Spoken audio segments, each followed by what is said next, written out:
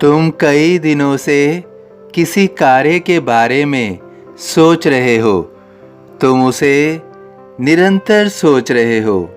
तुम सोच रहे हो कि तुम उसे करो या ना करो, या फिर तुम उस कार्य को कर पाओगे या नहीं कर पाओगे। अगर तुम उस कार्य को शुरू करोगे तो दूसरे लोग क्या सोचेंगे? तुम्हारे बारे में कभी कहीं वो उपहास तो नहीं करेंगे? उस कार्य को करने से कहीं तुम्हें कोई गलत परिणाम तो नहीं मिलेगा? तुम उस कार्य को करने में सक्षम हो या नहीं? इसी तरह के विचार तुम्हारे मन में निरंतर आ रहे हैं। तुम्हारे मन में सकारात्मक और नकारात्मक विचार दोनों आ रहे हैं। तुम समझ पा रहे हो कि तुम उस कार्य को कर पाओगे, लेकिन तुम्हारे मन का डर तुम्हें तुम्हारे कार्य को करने से रोक रहा है। इसलिए तुम बार बार स्वयं से यही प्रश्न कर रहे हो कि तुम उस कार्य को करो या नहीं करो। तुम कर पाओगे या नहीं कर पाओगे। तुम अपनी इस बात को किसी और से साझा भी नहीं कर पा रहे हो। तुम सोच रहे हो कि यदि तुम इस बात को किसी और से साझा करोगे तो उसकी क्या प्रतिक्रिया होगी, वह तुम्हें किस विचार के साथ अपनी बातें कहेगा। तुम उस कार्य को अधूरा भी नहीं छोड़ सकते। या तो तुम्हें वह कार्य पूरा करना है या फिर तुम्हें उस कार्य को करने के लिए मना करना है। तुम इस कश्मकश में उलझे हुए हो। तुम्हें समझ नहीं आ रहा है कि तुम क्या करो।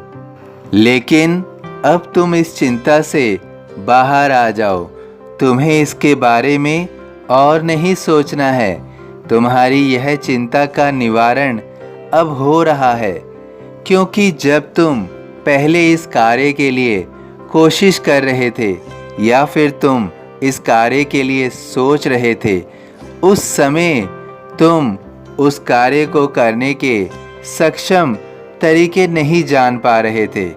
सही अर्थों में उस कार्य के लिए वह समय ही उचित नहीं था। लेकिन अब तुम्हारा उचित समय, या कहें कि तुम्हारे कार्य का उचित समय अब आ गया है। अब आने वाले समय में तुम अपने उस कार्य को निश्चित रूप से संपन्न कर पाओगे। तुम्हें किसी भी प्रकार की चिंता करने की आवश्यकता नहीं है और ना ही तुम्हें अपने मन में किसी भी डर को उत्पन्न होने देना है। कोई भी कुछ भी कहे, लेकिन उसका फर्क तुम्हें नहीं पड़ना चाहिए, क्योंकि वास्तव में तुम्हारे उस कार्य पर उन बातों का कोई विशेष प्रभाव नहीं पड़ेगा। इसलिए तुम दूसरों की कही बातों से स्वयं को भी प्रभावित मत होने देना। तुम्हें केवल एक कार्य करना है। तुम्हें सच्चरित्र की पुस्तक को खोलकर उसमें कोई भी बीच में से एक पृष्ठ निकालना है और उस पृष्ठ में पढ़कर अपने कार्य के लिए, या कहें अपनी समस्या के लिए, समाधान देखना है। जब तुम उस पृष्ठ को पढ़ लोगे तो निश्चित रूप से तुम्हें तुम्हारी समस्या का समाधान मिल जाएगा, और जो भी उलझन चल रही है वो सब तुम्हारी उलझन सुलझ जाएगी।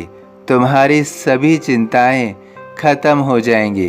तुम अपने सही मार्ग पर चल पड़ोगे। तुम्हारे जीवन में फिर कोई रुकावट नहीं आएगी। जितनी भी उलझने हैं सब सुलझनी शुरू हो जाएंगी। सभी उलझने सुलझ रही हैं। जैसा भाव रहा जिस जन का, वैसा रूप हुआ मेरे मन का। सभी साईं भक्तों से अनुरोध है कि कमेंट बॉक्स में ओम साईं राम या अपनी कोई प्रार्थना लिखिए। वीडियो पसंद आया हो तो वीडियो को लाइक कीजिए। अन्य साईं भक्तों में शेयर कीजिए। इस चैनल को सब्सक्राइब कीजिए, बेल आइकॉन के बटन को पुश कीजिए। यदि फेसबुक पर देख रहे हैं तो कृपया इसे फॉलो कीजिए। ओम साईं राम।